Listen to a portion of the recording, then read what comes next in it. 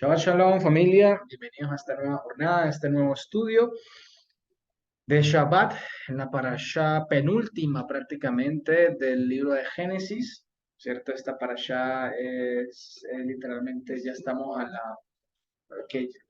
la última parashá, literalmente, que es la parashá que sigue, creo que se llama, espérate que se me trate aquí esto, la parashá que sigue es la número 12, si no estoy mal, esta es la 11.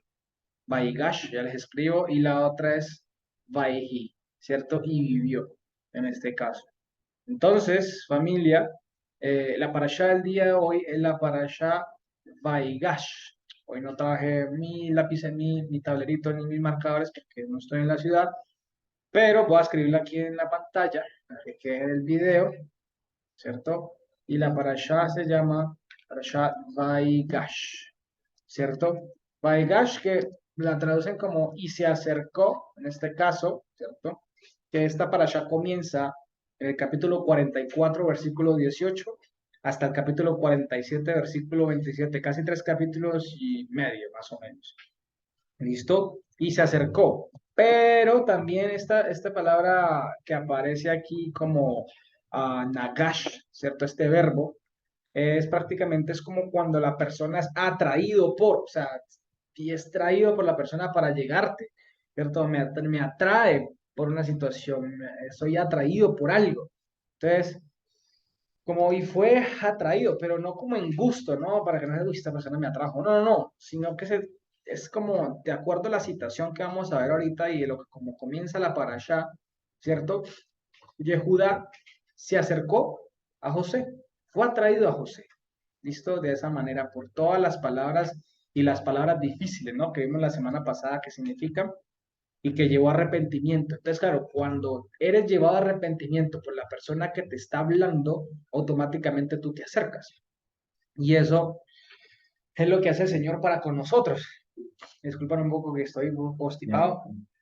Y eso es lo que hace el Señor con nosotros. El Señor lo que hace es hablarnos su palabra, llevarnos al arrepentimiento y automáticamente nosotros, ¿qué hacemos? Somos atraídos por Él. Somos llevados hacia Él. ¿Listo? Así es el nombre de la parasha. Vaigash. Y se acercó. ¿Listo? O fue atraído, en este caso, Yehuda. ¿Listo? Entonces, en esta parasha, eh, tiene como Haftarah Ezequiel 37, ¿cierto? El profeta Ezequiel, si mal no estoy, que es el versículo, ah, bueno, no como tal, sí, la Haftarah hace referencia a Ezequiel 37, versículo 15 al 28, ¿no? Es muy interesante vamos a ver un paralelo hoy, vamos a ver una comparación al respecto de José o Joseph, y vamos a ver qué significa Joseph, y vamos a hacer paralelo con Mashiach, ¿vale? Ya vimos que obviamente José, hay una teoría, hay un concepto por ahí que Joseph, Mashiach ben Joseph, que eso no existe, eso es algo meramente judío y meramente herético, o sea, es hereje, y también está, pues, Yehoshua Mashiach ben David, ¿no? Que es diferente, si viene del linaje, como tal, según la profecía. Pero en este caso se hacen paralelos. Y esta parasha eh, tiene como temas diferentes desde Génesis 44, cuando Yehudá intercede por Benjamín, ¿no? Que es aquí cuando vamos a empezar, que es de Vaigash Elai Yehudá, ¿cierto? Entonces, Génesis 44, desde el 18 al 34, Yehudá intercede por Benjamín. ¿Listo? Luego, Génesis 45, se ve a Joseph, que en este caso, Joseph significa Hashem añadirá. ¿Listo? Hashem añadirá. Se da a conocer ante sus hermanos, se revela. Y también vemos otro tema que es la invitación del faraón y el regreso de ellos a Canaán o a Canaán. ¿Listo? Génesis 46, el capítulo 46, habla de Israel y su familia cuando entran a Egipto, ¿no? Que José manda por ellos y entran a Egipto. Y vemos el encuentro de Jacob con su hijo Joseph.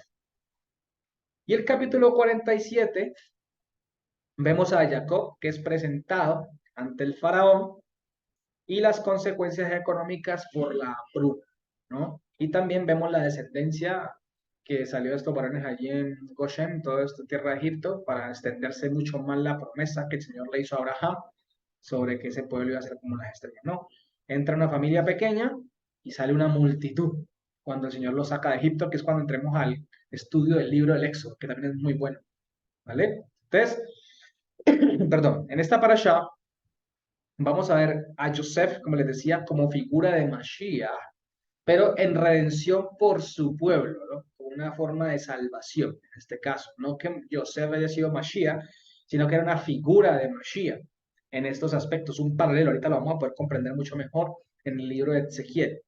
Y vemos en esta parasha cómo Yehudá es atraído, es acercado, movido hacia Joseph debido a las palabras difíciles que él usa, ¿no? Ustedes recuerdan que hablamos de las palabras difíciles y que las palabras difíciles es la capacidad de no moverte de tu posición por las emociones que estés sintiendo en esos momentos, sino a través de lo que es correcto o de la posición o del proceder, del deber ser de lo que es correcto, hay que llevar a otros a arrepentimiento y hacerles ver el error, ¿vale?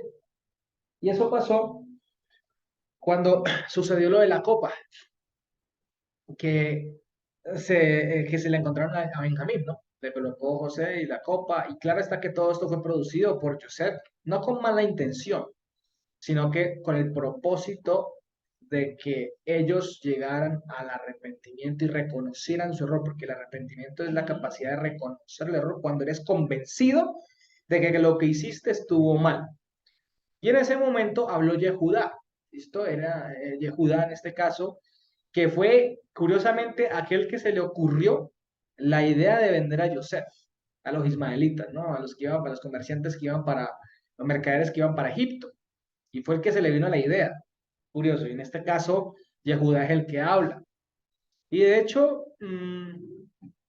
este discurso que da Yehudá, ¿vale? Como dicen algunos comentaristas, es el discurso, uno de los discursos más emotivos de la Biblia por parte de Yehudá mismo. Y al final del día, uno ve todo el relato de estas, desde las dos parashot pasadas, y uno se da cuenta que todo literalmente estaba en manos de Dios. Todo estaba en el plan de Dios para con su pueblo. Nada se le escapó de las manos.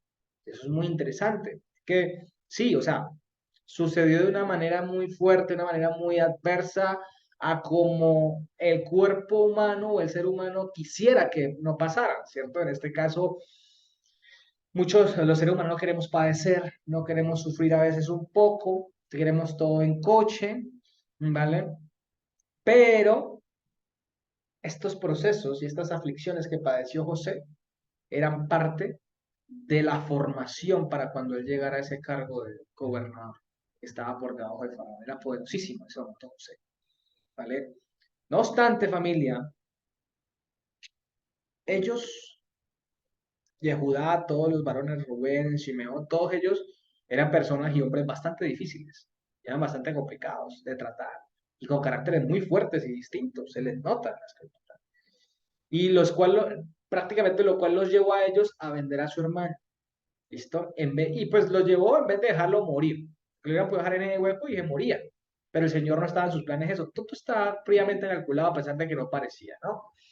Igual, no estoy excusando a los varones que hicieron un mal proceder porque ellos obraron mal, porque vemos a esa masacre que hicieron en Siquem, ¿cierto? Pero y eso enseña algo muy importante que lo vamos a ver ahorita.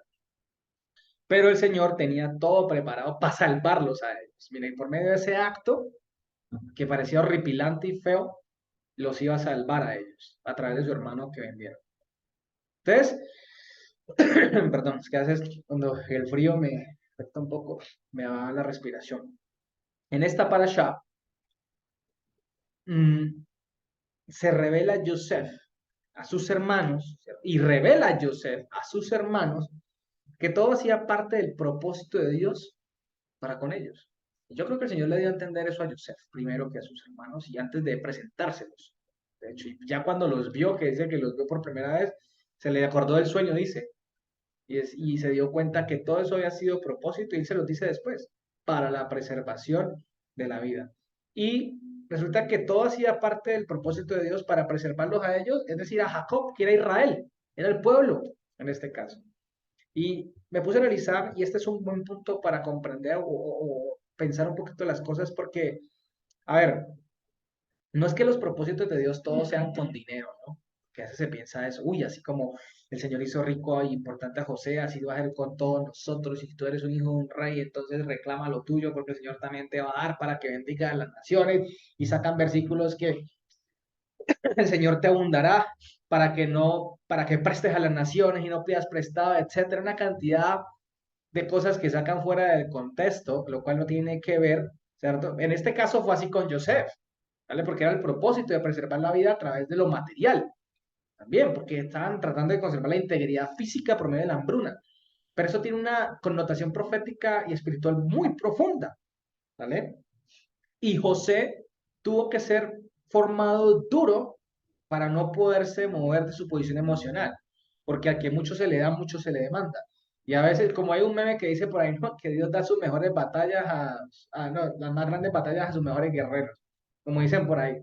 Pero en este caso, claro, la posición en que iba a estar José, se le hubiera podido crecer el ego, se hubiera podido abusar de la autoridad y matar a sus hermanos, hacer cualquier tipo de cosas en oposición al propósito de Dios. Pero el Señor lo formó emocionalmente para no dejarse llevar por sus impulsos como ser humano y establecerse nuevamente con sus hermanos, ¿no? El punto es que nuestras situaciones actuales en estos momentos no son para siempre. Y eso es que trataba de entender, son momentáneas, por más que a veces parezcan bastante difíciles, y seguramente con el propósito del Creador van a ser prosperadas para bendecir a otros. Lo más importante es que van a ser prosperadas de forma espiritual y otros de forma material también para bendecir a otras personas, pero el Señor da a cada quien conforme al propósito y conforme al corazón de Dios, conforme a lo como lo forme. Si le va a dar algo a uno que no va uno a usar bien, no. Y menos algo espiritual si uno no está preparado para usarlo. Porque hay gente que no está preparada y qué tal que te dé un don de sanidad. Y tú, el Señor te usa y tú todo egocéntrico, uy, es que yo soy el que sana. Y empiezan a idolatrarte y empiezas a subirte el ego, es peor. El Señor no te va a dar algo para lo cual no estás preparado. Por eso es necesario a veces ser pasados por fuego. Y de esa manera vamos siendo refinados, ¿no? Entonces, perdón, el tenor o el tono del discurso de Yehudá fue bastante suave y de arrepentimiento. ¿Con el propósito de qué? De pedir compasión, de pedir piedad. Incluso hasta poner la vida de él por la de su hermano, de Benjamín. Imagínense. ¿Hasta qué punto? El que vendió, el que propuso la idea de vender, puso la vida por el menor. Imagínense, ese punto ya de arrepentimiento. ¿Y qué muestra más grande de amor que esa? Porque hasta el mismo Evangelio lo dice, ¿cierto? Lo vimos la otra vez que dice Primera de Juan 3:16. Primera de Juan 3:16 dice, y en esto hemos conocido el amor, en que Él puso su vida por nosotros. También nosotros debemos poner nuestras vidas por los hermanos. Entonces, la mayor muestra de amor es esto, ¿no? Porque, ¿y cómo se da el amor? Porque hemos recibido el amor. Y de alguna manera en ese momento ellos se daban por muertos, es que estamos en manos del segundo al mando del faraón, o sea, con que diga una palabra ya nos liquidan. O sea, yo creo que ya se daban así, pero de alguna manera yo creo que se preguntaban, ¿por qué esto? ¿Qué está pasando? ¿Por qué nos tratan así de esta manera? ¿Cierto? O sea, ¿por qué nos tratan así? ¿Por qué no tan abundantemente? ¿Por qué no devuelven el dinero? Yo creo que yo cuestionaba muchas cosas. Y todo el propósito, la forma que les hablaba Joseph, quién sabe, esa forma sin moverse, sin resquitarse, yo creo que eso los conmovió muchísimo. Eso los conmovió. Entonces, ¿dónde vemos digamos, el desenlace? Porque dice aquí, mire la forma tan bonita del Señor hablar de Yehudá, y todas estas palabras creo que fueron movidas por Dios. Todo esto es un ejemplo. Porque si leemos Génesis 44:18, dice así, desde el hebreo se comprende muy bonito, ¿no? Vamos a leer un pedacito. Y dice, y se acercó o fue movido hacia él, o sea, hacia José, Yehudá. Y dijo, ¿cierto? Dijo Yehudá, ahora, Señor mío, dice, por favor, Señor mío, dice, comunicó ahora a tu siervo una palabra, comunicará ahora a tu siervo una palabra a los oídos de mi Señor. Mira la forma en que habla tan reverente, ¿cierto? Y no, mira lo que le dice, dice, va a dejar, Dice, y no se encienda tu nariz, o sea, no se caliente tu nariz contra tu siervo, porque casi como el faraón eres tú, le dice, ¿no? Mi señor, dice, mire lo que dice, Adoní. Mire esa reverencia tan tremenda esa. Y eso es una forma profética, literalmente aquí si lo analizamos espiritualmente, de esa forma como le está hablando Yehudá a José. Mi señor preguntó a sus siervos, diciendo, ¿hay para ustedes padre o hermano? Dice así. Y respondimos a mi señor, para nosotros hay padre, un anciano, y para él un niño en su vejez pequeño, ¿cierto? Y su hermano ya muerto, imagínense. Y quedó él completamente solo para su madre y su padre lo amó. Y es para el amor de su padre, le dice. Y de esa forma le habla en tercera persona. Siempre le habla en tercera persona. Esa reverencia tan increíble que tiene. Le habla en tercera persona, ¿cierto? Mire esa forma increíble. Es un ejemplo increíble. Y dijo a tu siervo, ¿cierto? Y dijiste a tu siervo, perdón, tráigamelo a mí para yo poner mis ojos sobre él. ¿Listo? O sea, lo que quería ver era José, porque José sabía que había un hermano llamado Benjamín, que se quedó chiquitico, ¿no? Cuando lo vendieron. Dice, y nosotros dijimos a mi señor, no podemos al muchacho dejarlo, ¿cierto? Sí, no, dice, el joven no puede dejar a su padre, más bien podríamos decirlo así. Porque si le dejare, porque si lo abandona a su padre, él morirá. Jacob. Y dijiste a tus siervos, si no desciende, o sea, si su hermano el menor, usted el 23, ¿no? No desciende, ¿cierto? El pequeño con ustedes, entonces no verá más mi rostro, mi favor. Esto aquí tiene mucho contenido bastante escatológico, fuertemente. Y aconteció que cuando llegamos a mi padre mío, tu siervo, a tu siervo mi padre, y le contamos las palabras de mi Señor, perdón, perdón, le contamos las palabras de mi Señor, dijo nuestro padre, vuelva a comprar un poco de alimento. ¿Listo? Y nosotros respondimos, no podemos ir si nuestro hermano va con nosotros. Si nuestro hermano no va con nosotros, no podemos ir, porque no podremos ver el rostro del varón si no está con nosotros nuestro hermano, el menor. Entonces, tu siervo, mi padre, nos dijo, ustedes saben que 2 hijos me dio a luz mi mujer. Y él, salió uno de ellos de mi presencia, o sea, ya se desapareció, y pienso decirte que fue despedazado, y hasta ahora no lo he visto. O sea, Jacob les creyó eso, pero no lo convencía mucho, pero quién sabe por qué se dejó convencer tan fácil. Bueno, y si toman también a este de delante de mí y le acontece algún desastre, harán descender mis canas con dolor al Sheol. ¿Listo? Ahora pues, cuando vuelva yo a tu siervo, mi padre, si el joven no va conmigo, como su vida está ligada a la vida de él, ¿cierto? Sucederá que cuando no vea al joven, morirá. Y tus siervos harán descender las canas de tu siervo. Imagínense, ellos iban a hacer por esa ocasión, hacer descender al papá al Sheol. Nuestro padre con dolor al Sheol, a la tumba, ¿no? Ya sabemos que el Sheol es la tumba. Como tu siervo salió fiador por el joven con mi padre, o sea, él, Yehudá, diciendo, si no te lo vuelvo a traer, entonces yo seré, ¿qué? Culpable entre mi padre para siempre.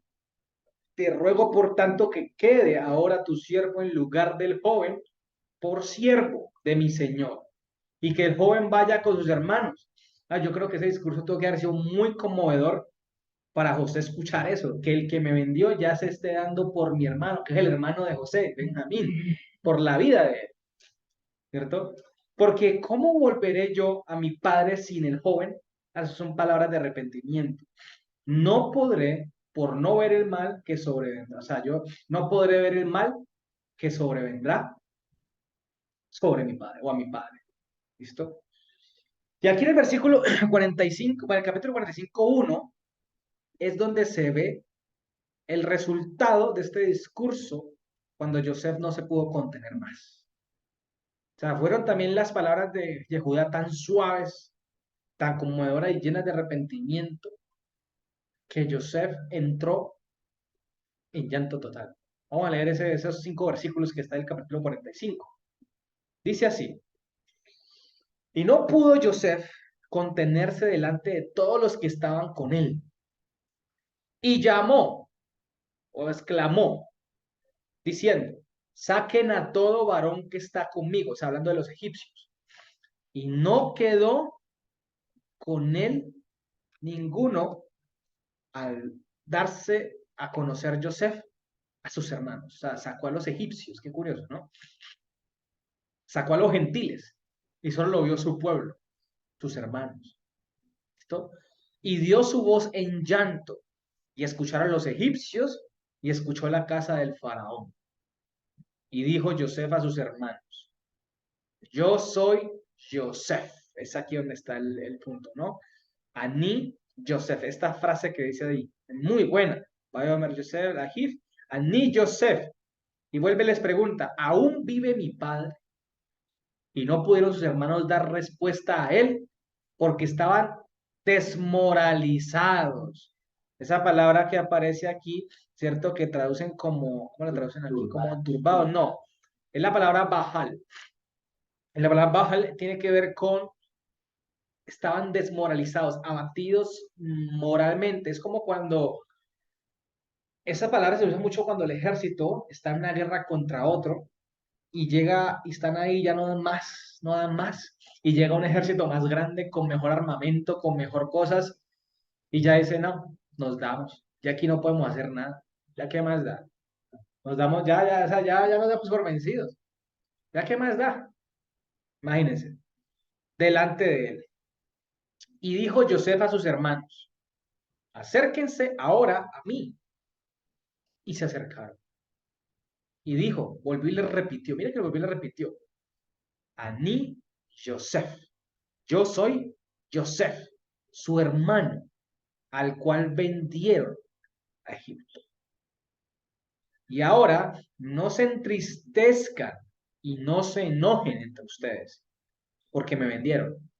He aquí que para preservar la vida me envió Elohim delante de ustedes. Estos versículos muestran casi toda la manifestación de las palabras de Yehuda ante Joseph. Porque Joseph, ya les dije que significa Hashem añadirá, ¿cierto? Cuando él dice, yo soy Joseph, es como si Hashem estuviera diciendo a través de Joseph, hey, yo soy Hashem el que añadirá. ¿Añadirá qué? La vida para preservación de ellos, en este caso, ¿cierto? Y se revela a sus hermanos, repite nuevamente, yo soy Joseph, y añadiendo, ¿cierto? Dice, ¿para qué me envió el Señor? No se preocupen, ya no se lamenten por el pasado. O sea, ya no se lamenten más por lo que me hicieron. Ya tranquilos, ya los perdoné, ¿cierto? De hecho, el trato que le estaba dando es un acto de perdón. O sea, no le estaba pagando mal por mal. Dijo, para preservación de la vida, me envió Elohim delante de ustedes, mi pueblo. Esto es muy interesante porque cuando entendemos como hijos de Dios el propósito para lo cual Dios nos está llamando y nos ha llamado, es ahí donde tenemos que colocar por obra lo que el apóstol Pablo y Mashiach, bueno, el Evangelio nos enseña, que dice, no paguen mal por mal, sino también venzan el mal con el bien. No se venguen ustedes. La venganza es del Señor. Nosotros no estamos en la posición del Señor de juzgar para condenación, ni mucho menos. Y yo sé que es difícil y debe ser duro. Y yo creo que Joseph en Egipto tal vez se preguntó muchas veces por qué mis hermanos hicieron esto, qué pasó, no entendía. Y de pronto se estaba llenando de motivos, algo, pero el Señor siempre lo controlaba y le decía, hey, calma, ¿cierto? Calma. Era un buen hombre, era un buen siervo, era un siervo diligente, era luz en medio de las tinieblas, en ese caso. Y obviamente era como ser humano, yo creo que se revolvía un poco, "Ay, ¿por qué injusticias conmigo? ¿Qué yo he hecho? ¿Por qué esto conmigo?"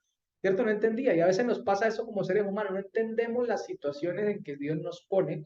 Ojo, las que Dios nos pone en su propósito, no las que nos buscamos.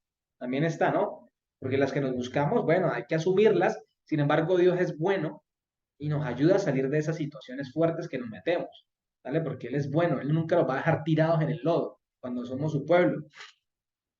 Y es aquí donde en este fragmento que acabamos de leer, estos dos fragmentos de la parashá, vemos el peso escatológico y profético en conexión con el capítulo 37 de Ezequiel. Y aquí, en esta parashá, hay una expresión que acabamos de ver que es paralela con la parashá, que es con Ezequiel 37, que es Ani Yosef. Yo soy Hashem, el que añadirá. Eso significa Yosef. Yo soy Hashem, el que añadirá. Es como dicen, no teman, tranquilos, le está diciendo el Yosef a ellos. El Señor a través de Yosef le está diciendo a ellos, hey, tranquilos, cálmense, cálmense. Yo he estado aquí, el Señor me puso a mí aquí para qué. O sea, yo soy el Señor a través de su hermano para preservar la vida de su padre y de ustedes. ¿Por qué? Ya vamos a ver por qué. Pues si vamos a Ezequiel 37, el versículo 12, vamos a Ezequiel 37, por favor, rápidamente. Ezequiel 37, 12, ¿cierto? Dice así, dice, por lo tanto, dice, por lo tanto, profetiza y di tú a ellos, así dice Adonai Elohim. Mira que es importante que cuando menciona Elohim, ¿saben por qué? Porque cuando Joseph le dice a ellos, hey, Elohim me envió a mí delante de ustedes para preservar la vida. Recordemos que, perdón, Elohim es el atributo del amor, el amor entrañable, ¿listo? El mensaje del amor entrañable, o sea, la voluntad divina del amor de Abba, ¿listo? En ellos. Y por eso dice aquí dice, Adonai, el Señor, ¿listo? Elohim. Y a José le dicen Adoní, mi Señor también, ¿vale? En reverencia. Y dice así, he aquí, yo abriré las tumbas de ustedes y los haré subir a ustedes de sus tumbas. ¿Qué les dice? Pueblo mío. ¿Qué les dice? Pueblo mío. Y los entraré a ustedes a la Adamá de Israel. A eso ya es una connotación espiritual aquí. Y conocerán que yo soy ¿quién? Hashem. Ani, Hashem. Ahí está la expresión paralela. Ani Yosef, yo soy Dios quien añadirá. Pero eso pues lo dijo Dios a través de un intermediario que era Yosef. Pero aquí lo está diciendo directamente. Yo soy Hashem. Ani Hashem, el juicio, la justicia. Y yo haré justicia con ustedes. Dice, cuando yo abra las tumbas de ustedes y los haga subir de sus tumbas, oh pueblo mío. Y las tumbas en la escritura hace referencia, lo que muestra el Evangelio, a nuestro cuerpo en un estado de conducta totalmente opuesto al de la Torá, lleno de paganismo, lleno de maldad, lleno de podredumbre. ¿Qué le dijo Mashiach a los fariseos? Ustedes son sepulcros blanqueados. Por fuera parecen bellos, hermosos y radiantes, pero por dentro están llenos de podredumbre. ¿Y qué está diciendo el Señor aquí? Hey, ustedes son pueblo mío. Y así hayan pecado, así hayan hecho lo que sea, yo los voy a sacar y los voy a sacar de esa tumba inmunda en donde están. Y eso me acordó un sueño que tuve hace mucho tiempo, con tumbas, literalmente. Tuve un sueño con tumbas, así está en un cementerio, que vean tumbas, escuchaba a la gente reírse de las tumbas, de esas tumbas, y veía cómo en un lugar, literalmente, estaba una vela que se movía y habían demonios alrededor de esa vela. Y eso era un mensaje muy claro para mí.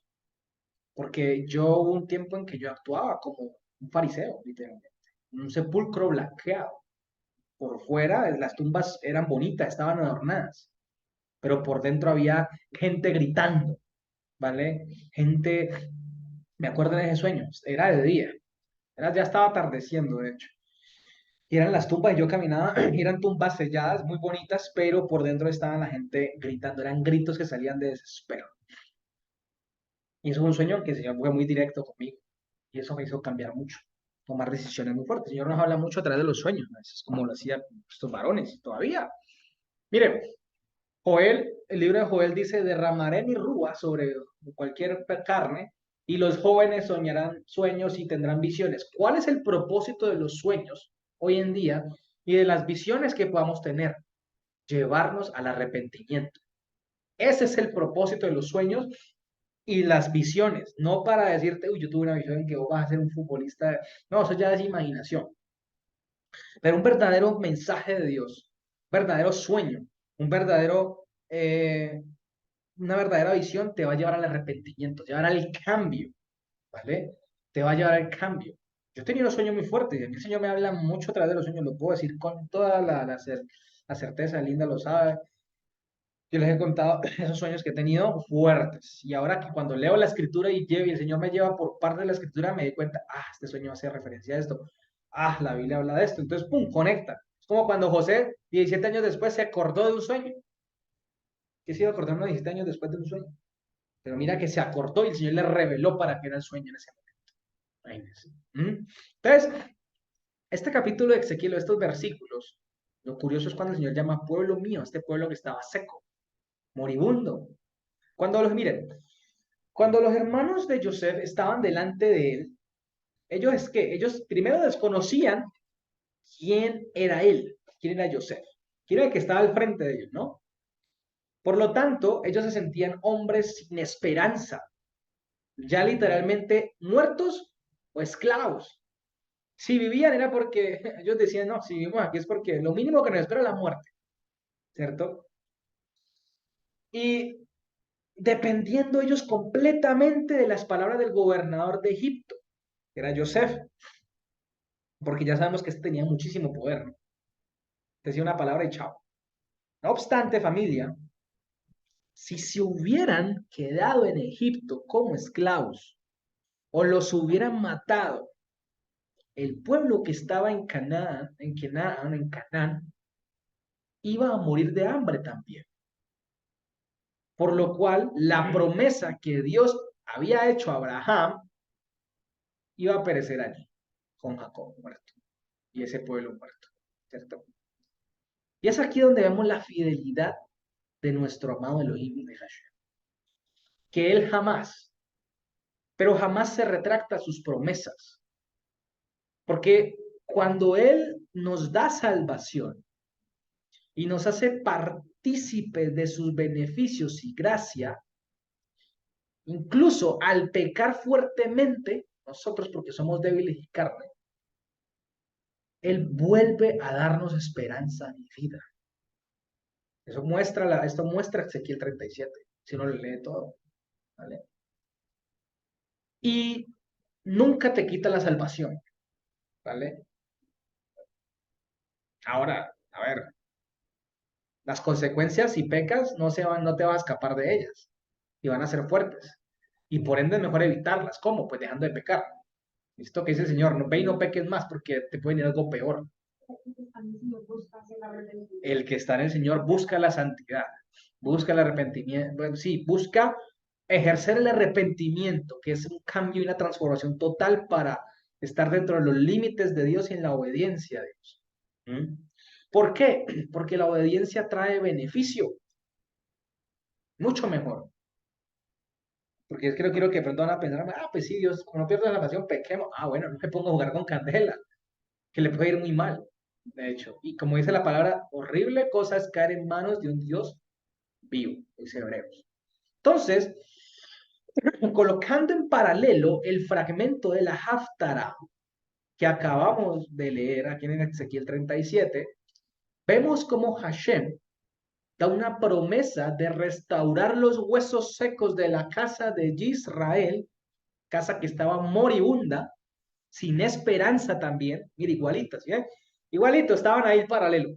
Ellos estaban desesperanzados allá, fuera de su casa, y aquí en Israel la casa también estaba fuera de su casa, desesperanzados, todos. Y acuerden que estaban ahí, en ese lugar, pues estaban con José, de donde los hijos de Jacob, de donde iba a salir todo el pueblo de Israel. ¿Listo? Para que me entiendan el paralelo. ¿Listo? Y lo peor es que los de aquí de Ezequiel ya no se consideraban pueblo de Dios. Y yo creo que estos varones allá en Egipto tampoco ya. No, pues merecemos la muerte, somos malos, hicimos mal. Pues eso es lo que merecemos de Dios, la muerte. Pero el Señor hizo todo lo contrario, los volvió a la vida. Por eso Ezequiel 37, ahí el versículo 11, arribita del 12, dice, y dijo a mí, eso para Merelai, Ben Adam, dice, y dijo a mí, hijo de hombre, estos huesos son toda la casa de Israel. Mira lo que está diciendo allí. Estos huesos son toda la casa de Israel. He aquí dicen, secos están nuestros huesos y perdida nuestra esperanza. Seremos cortados, o sea, muertos, se ha desvanecido. ¿Listo? Se ha desvanecido esta esperanza para nosotros. Se ha desvanecido. Es casi, familia, el mismo escenario que se presenta en Génesis. Mismo escenario. Israel, 12 tribus, porque Joseph no era una tribu, ¿vale? Sí, no, Efraín no era una tribu ni Joseph, no eran una tribu, ¿vale? Pero estaban delante de su hermano Joseph, de donde viene Efraín, ¿cierto? De donde viene Efraín, viene de ahí, que no es una tribu, pero Joseph era una referencia profética de Mashiach, claramente, como aquel que el amor entrañable Elohim proveyó para preservar a su pueblo, así como proveyó la salvación a través de Mashiach. Porque él dice, yo hago la voluntad del que me envió. ¿Quién lo envió? Elohim, el atributo del amor. El amor entrañable envió a Mashiach para salvación. Así como envió a José a Egipto, al mundo, para preservar la vida del pueblo. Mashiach vino al mundo a preservar la vida de su pueblo. Increíble. Entonces, pero nunca se contaminó. Mashiach, la gran diferencia. Por eso, Adonai Elohim, a través del profeta Ezequiel, les dice, diles, yo soy Adonai, su Señor, Elohim, el amor entrañable. O sea que, perdón, o sea que el Dios que prometió a sus padres, ¿cierto? No se ha olvidado de ustedes, está diciendo. No se ha olvidado de ustedes. Porque mire que ya el pueblo se daba como que no, ya nos acabó la esperanza, ¿no? Ya estamos secos, estamos secos. Y esa visión que tuvo Ezequiel de un valle de huesos secos, era la visión del pueblo como estaba en ese momento, ese estado como estaba. ¿Y qué dice el Señor? Los traeré a la vida, porque la palabra de Dios, familia, es algo que nos tenemos que grabar.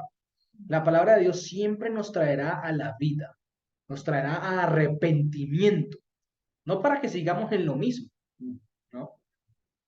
Y este es el arrepentimiento el cual lleva a temor de Dios. Por eso, las palabras de José no fueron palabras de odio ni rencor, como traducen ásperamente. No, no, no. Les habló de forma difícil, es decir, manteniéndose en su posición. Porque el sentimentalismo siempre va a querer alcahuetear el pecado de la gente y no va a querer hacer justicia. Es como, a ver, un ejemplo, ciertas abuelas, ciertos abuelos que le alcahuetean todo a los nietos y no los corrigen, ¿vale? Y después crecen, se vuelven mal educados y todo y se vuelven un dolor de cabeza. El amor corrige, el amor no deja de decir la verdad, el amor siempre permanece. Y las palabras de amor, que es hablar el evangelio, la Torá, a las personas, es con el propósito de hacerlos llevar al arrepentimiento. ¿Qué hacían los profetas? ¿Qué hacían los profetas a través de estas palabras? Dar esperanza, o sea, primero de arrepentimiento, para el Señor circuncidar el corazón. Y después llevaban a un cambio, esas palabras. ¿Para qué? Para acercar a Dios y de esa manera ser restaurados. La palabra profética es la que lleva a restauración, es la que lleva a arrepentimiento primeramente y luego a restauración. La palabra profética es la que te acerca a Dios, no es la que te aleja. Porque hoy en día las profecías son vaticinios al aire, ¿cierto? Ya son adivinaciones, ya se vuelven otra cosa, es una payasería. ¿Mm? Entonces, o sea, es tremendo en este caso. Entonces, las palabras duras y difíciles de Joseph llevó al arrepentimiento a sus hermanos. ¿Mm? Y esa es la forma de Dios. El ejemplo que les di la semana pasada. Cuando pecamos, Dios nos dice, hey, no, por ahí no es. Ah, bueno, hazle. Vete. Uy, te estrellaste. Ven para acá. Yo te dije que no, pero ven. El Señor siempre se mantuvo en su posición. Nunca se desestabiliza por nosotros. En ese sentido. Porque Él es poderoso, ¿no? Y nosotros también tenemos que tener esa confianza en que Él hará. Con nuestra familia, con los que Él quiere. ¿Vale? Él es justo, Él es juez justo. Ya está. Entonces, de esta manera quiero que entendamos y entiendan el paralelo. ¿No? Y lo que más me causaba curiosidad es ver cómo estos varones se referían a Joseph. ¿Cómo le decía? Mi señor Adoní. Con esa reverencia tan grande, con ese respeto, siendo él un humano. Imagínense, siendo él un humano, porque reconocían la autoridad que tenía él. Y aunque no entendían que esa autoridad venía de Dios, reconocían al menos la autoridad terrenal, la que reconocían. Y siendo un humano. Imagínense, ¿cuánto más nosotros tenemos que tener respeto al referirme a nuestro Señor, a nuestro Hashem Yahushua? Mucha gente hoy en día toma el nombre del Señor como algo visible, como algo moderno. Mucha gente le dice Chuchito, Chucho, el Zarco, y Zarco. Hasta una vez escuché que le decían Parce. Yo decía, que falta de respeto. Porque decían, bueno, en una iglesia, en una congregación de cristiana que yo iba, le preguntó a un chico, ¿le puedo decir Parce? Le preguntaron a los líderes. Unos dijeron, no, pues es Dios, uno no puede referirse. Otros dijeron, no, pues no pasa nada porque es nuestro amigo, él es como nuestro. No han entendido a quién nos estamos refiriendo. No nos estamos refiriendo al amigo de enseguida, al vecino, al parcero. No, estamos refiriendo al Dios del universo, a Hashem, al Rey único. Tiene un nombre, se llama Yehoshua Hamashiach, Hashem, Abba. Esas son las formas de referirnos a él. Adonai, y Señor. No Chuchito, el saco, nada de eso. Es como si te presentaras ante el presidente y le digas, parce, es que dijo Petro. Es viejo Petro. O sea, te van a sacar de una. Esa falta de respeto ante la autoridad. Una autoridad terrenal. Y si ante una autoridad terrenal tenemos que tener respeto, ¿cuánto más ante la autoridad celestial? Y eso incluye pastores, maestros, entre hermanos del pueblo. ¿Eh? Entre hermanos del pueblo.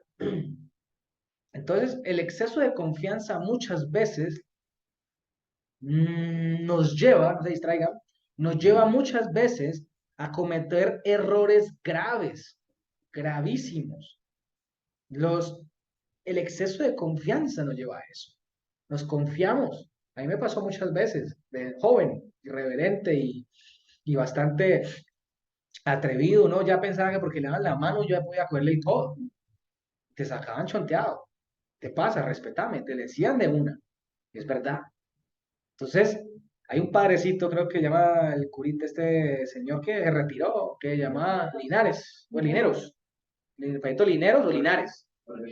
Jorge Lineros. ¿O cómo llaman nomás? Lineros. Sacó un libro que dice El man está vivo. O sea, el man está vivo. El man. O sea, riendo a Mashiach como el man. Man. ¿Eh? El man, ay, yo sé, tan moderno, ay, sí que venden a los jóvenes, el man está vivo, bla, bla, bla. ¿Vale? Sí, el man. Ah, relájese que Chuchito es bien, él es bacán. Mm. Bueno, depende porque depende de la ubicación geográfica en donde te encuentres. Los argentinos lo tratan de vos. Ahí yo tengo un compañero que lo trata de usted. Usted, padre, de esas formas. Es respeto, ¿cierto? Señor, padre, Abba, Yehoshua, Dios eterno, Padre celestial. ¿No? Ahí nos dice Diosito. No, Diosito no es. Él no es un Diosito. Él es un Dios grande y eterno. Que por cariño y no, cariño, hombre, más, ¿qué más muestra de amor que nos permite ejercer hacia Él? Que es el poder obedecer, llamarnos de la muerte a la vida, darnos su gracia y permitir demostrarle su amor a través de la obediencia a los mandamientos. ¿Qué más que eso? Pero no podemos abusar de la confianza que Él nos da, que a veces nos pasa eso, ¿no? Y en este paralelo, el pueblo de la casa de Israel se sentía así. ¿Qué pasó?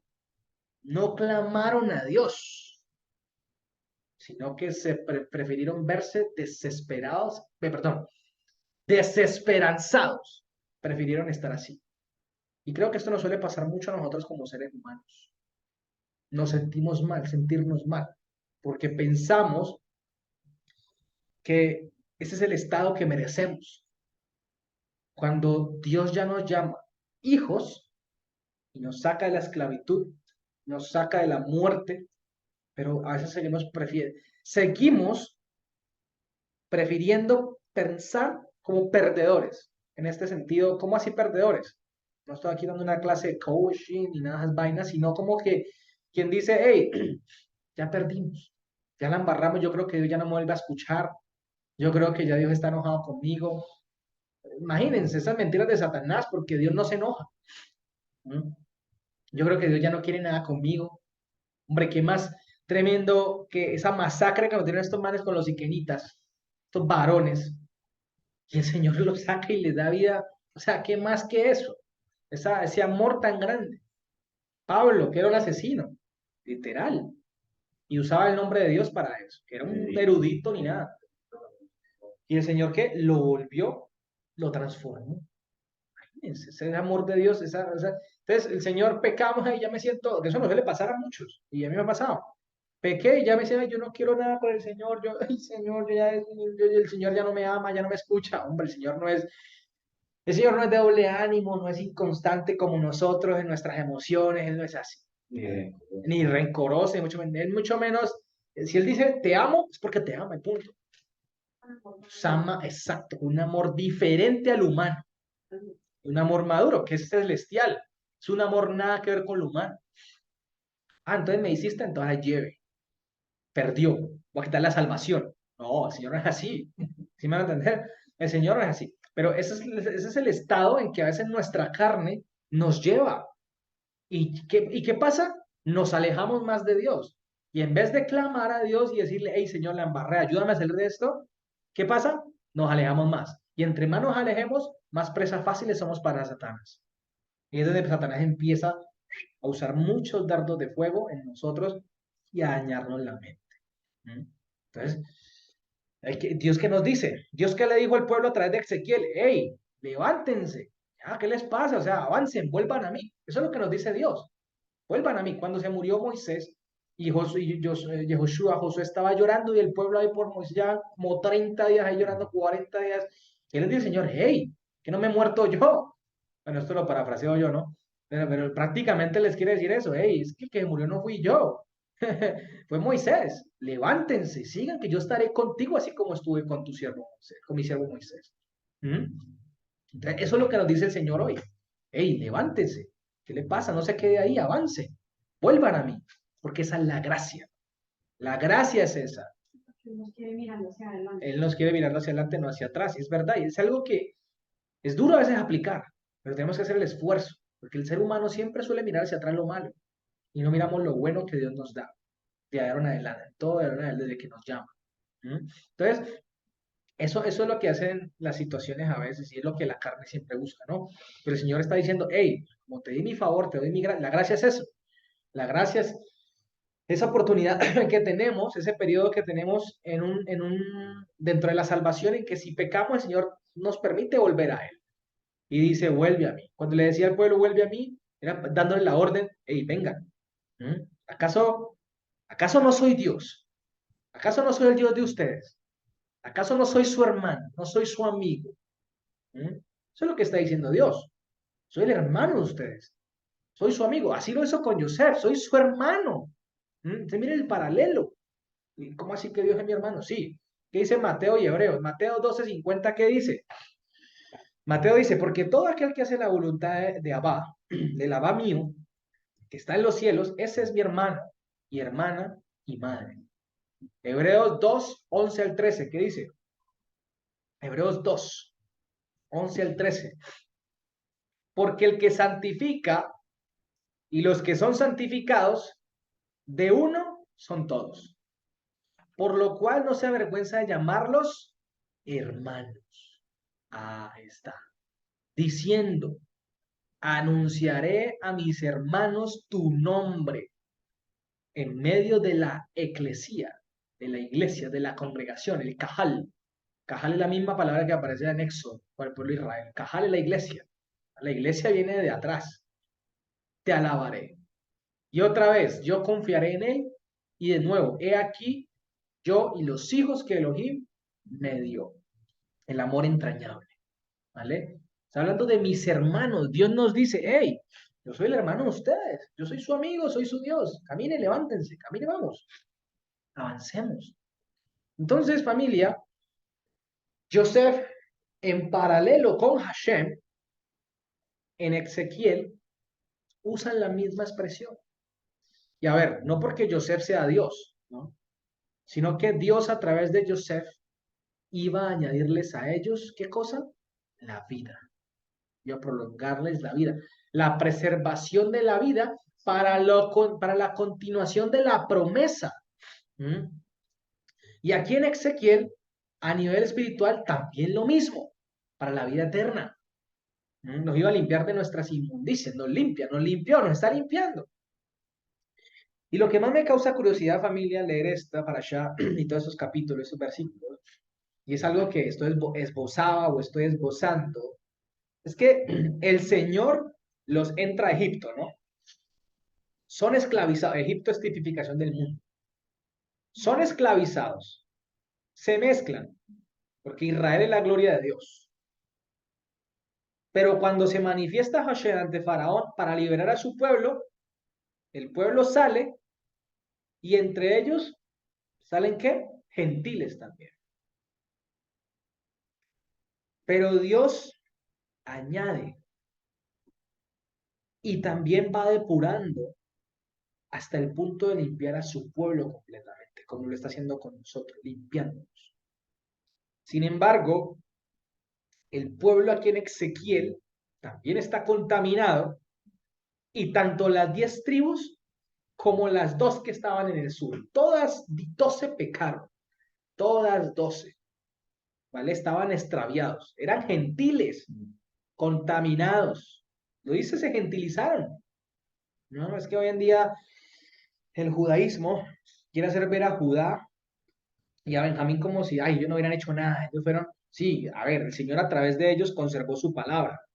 Ellos pecaron igual de feo. Hasta dice que peor que los de las 10 tribus, los de arriba, ¿no? Imagínense. ¿Mm? Entonces, ¿qué es lo que iba a hacer? Aquí en Ezequiel 37 también habla de eso, de que el Señor los iba a unir nuevamente, para que solo fueran un pueblo con Él, quitando ¿qué? La pared de enemistad que nos separaba a nosotros. Porque recordemos que la enemistad no era entre las dos casas, entre los dos pueblos, no, porque todos pecaron. La enemistad era de las dos casas para con Dios. Por eso mismo Pablo en Efesios dice que Mashiach, a través de un sacrificio, derribó la pared de enemistad que había entre su pueblo y Dios. ¿Para qué? Derribando las leyes expresadas en dogmas. Ese poco de cosas que le colocaron en la Torah del Señor y que no dejaban avanzar ni entenderla bien. Entonces, ¿esto qué quita? Esto quita ese tema que les he dicho a ustedes de las dos casas, que hablan de esa, de la doctrina de las dos casas y que Israel volviendo. No, ese tema no existe. porque la enemistad era entre las dos casas. El hijo pródigo, han entendido mal esa parábola, porque 12 pueblos, no, si va 12 tribus.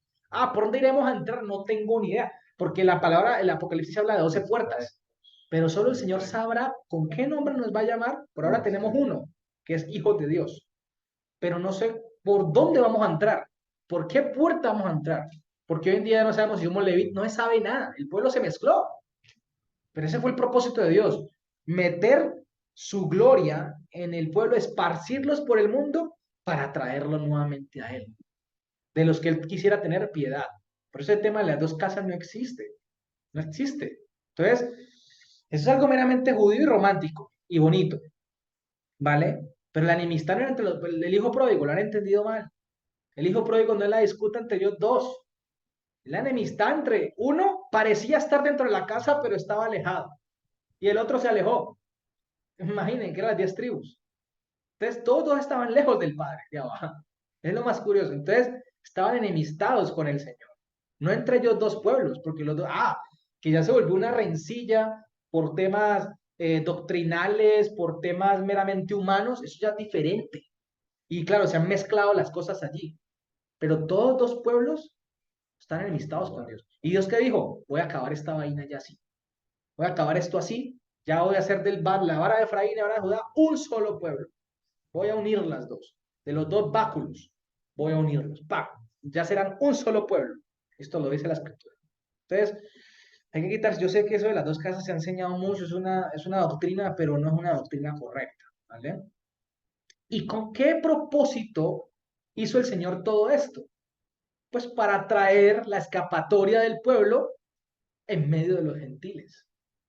Joseph estaba representando al mismo Dios. ¿Y cómo el Señor estaba dando escapatoria a su pueblo? Génesis 45, el 6 al 7. Leamos aquí rápidamente otra vez Génesis 45, el versículo 6 y 7. Dice, dice, porque estos 2 años de hambruna en medio de la tierra han habido, y aún 5 años más faltan, en donde no habrá siembra ni cosecha, o sea, no habrá arado ni cosecha. Y me envió a mí Elohim, mira, el atributo del amor. Lo mismo Mashiach dice, el atributo del amor envió. Delante de ustedes, para poner para ustedes remanente, mire, en la tierra. ¿Y para conservar qué? La vida de ustedes por gran escapatoria, dice allí.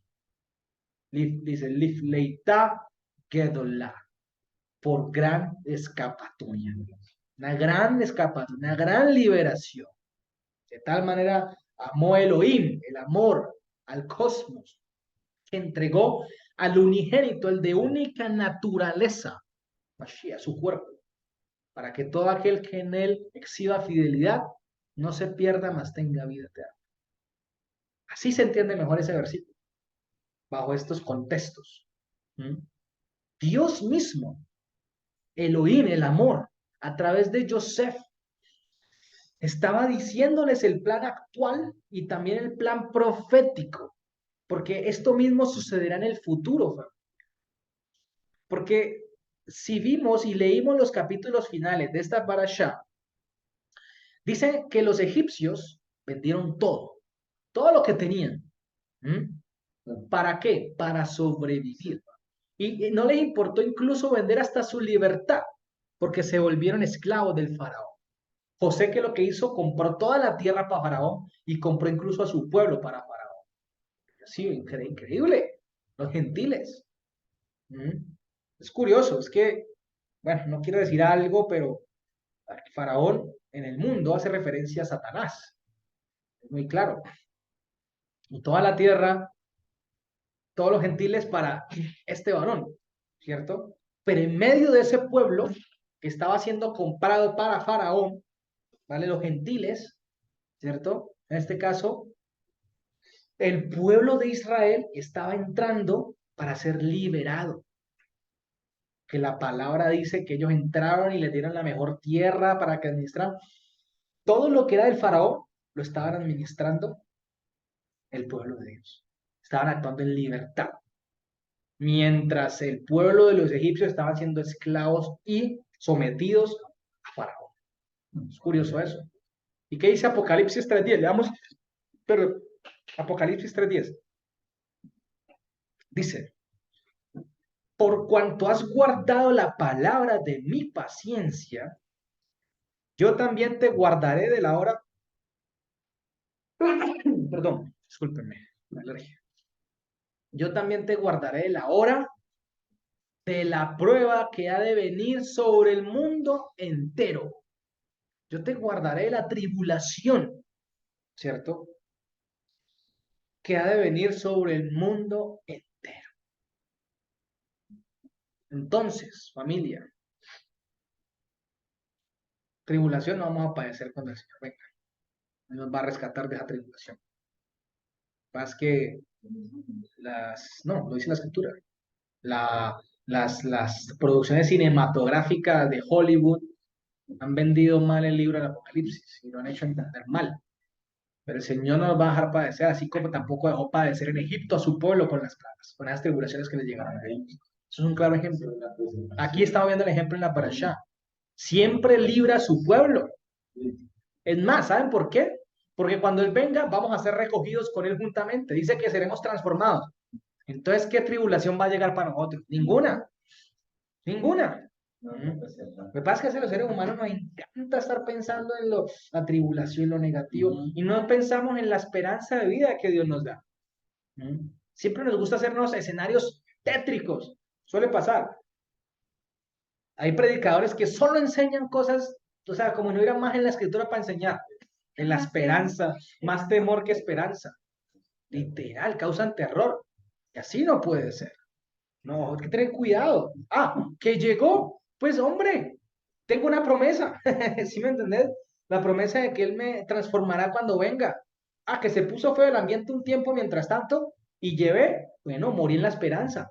¿Sí me hago entender? Si el Señor así lo quiso. Punto. Pero tenemos que estar tranquilos, no pensando tanto en eso. Que se movió un gato. Uy, es que la palabra dice en Ezequiel que y empiezan a meterle y buscarle 7 patas al gato, como dice el dicho, ¿no? Y no tiene nada que ver. Hombre, prediquemos la salvación, prediquemos a Mashiach, prediquemos del amor, prediquemos de la esperanza, convenzamos de arrepentimiento a las personas. No nos pongamos a meterles temor.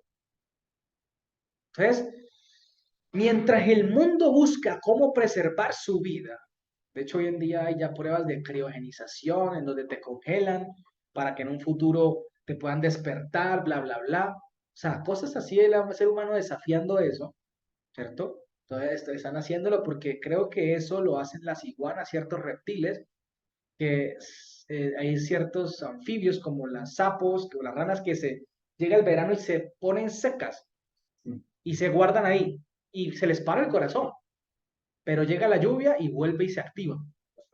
Ajá. O en invierno, las iguanas se congelan y se les para el corazón, pero pasa y vuelve y se activa. Es increíble la naturaleza. Entonces la gente, la ciencia quiere hacer lo mismo con los humanos, ¿vale? Quieren, pero se les olvida que esta vida va a ser pasajera. Y supongamos que lo logren, igual van a morir, porque va a venir un juicio. ¿Mm? Va a venir un juicio.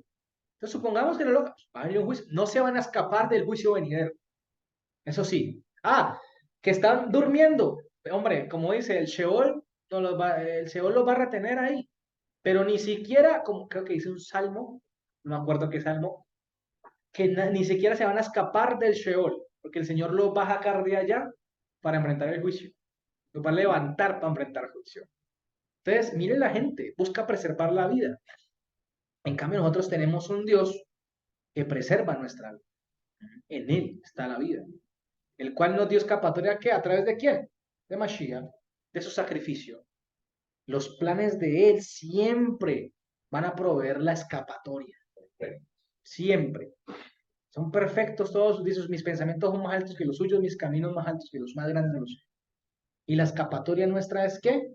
La salvación. La escapatoria de este mundo es la salvación. Mientras el mundo busca cómo salvarse, nosotros tenemos la salvación. Sí.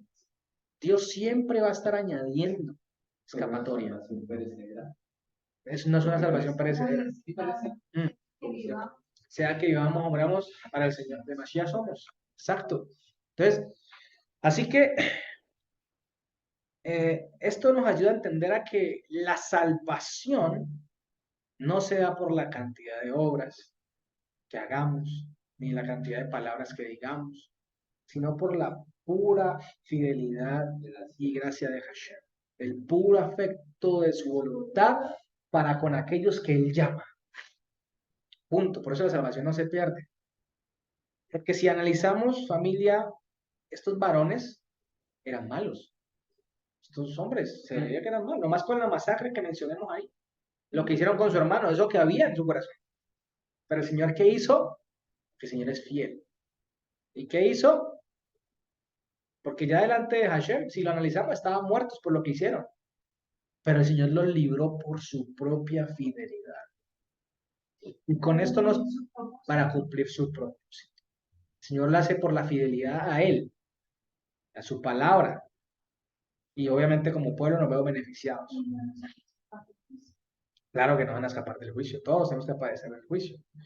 Y con esto no estoy invitando a que pequemos más, como que, pues ya vamos al bar. No busca eso, sino antes va a entender esto para guardarse más, ¿cierto? Tampoco estoy invitando al cahueter el pecado, hay que corregir cuando hay que corregir, es necesario hacerlo. Sino más bien estoy evitando o aconsejando en ese sentido a que caigamos en vanas prácticas por la desesperación, sabiendo que el que lo prometió es fiel y la fidelidad es Dios. Él siempre da la salida para absolutamente todo. Y ya nos dio la más importante. Nos sacó de la muerte, de la tumba, imagínense, para la vida eterna. Así que familia, realmente nosotros como pueblo tenemos que hacer el esfuerzo de decirle a nuestra carne, hey, tranquilo, esperan Hashem. Eso lo dice David, creo. Esperan Hashem. Cálmate. No te desesperes. Hay que hablarle a nuestra carne, nuestra nefesh, nuestro cuerpo. No te desesperes, ¿vale? Porque ya nos dio, mire, cuánto el Señor nos sustenta y nos sostiene. Y aún seguimos dudando y fallando. Que el Señor nos ayude y nos haga cada día mejor y más obedientes a su palabra. ¿Listo, familia? Bueno, eso es todo por el día de hoy, la parashá del día de hoy, de verdad. Me perdonan ahí por mi quedadera, mi chupadera caña, como dicen acá, y un poco que se me va la respiración. Pero bueno, ya está, gracias a Dios todo salió bien. Está nublado, está haciendo frío, pero bueno. Mis familia, eso es todo. Espero que sea de provecho para ustedes. Un abrazo y que si prosigamos al blanco y no desfallezcamos porque las promesas y fiel es el que lo prometió, ¿no? Tenemos que seguir adelante. Un abrazo, que Dios les bendiga. Shabbat shalom. Nos vemos. Chao.